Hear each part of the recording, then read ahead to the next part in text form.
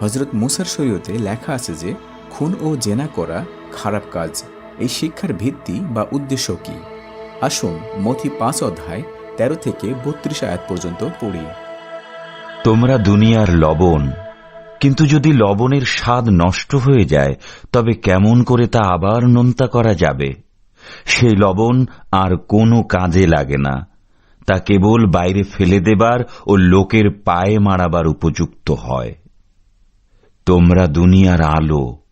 পাহাড়ের উপরের শহর লুকানো থাকতে পারে না। কেউ বাতি জেলে ঝুড়ির নিচে রাখে না, কিন্তু বাতিদানের উপরেই রাখে, এতে ঘরের সমস্ত লোকই আলো পায়।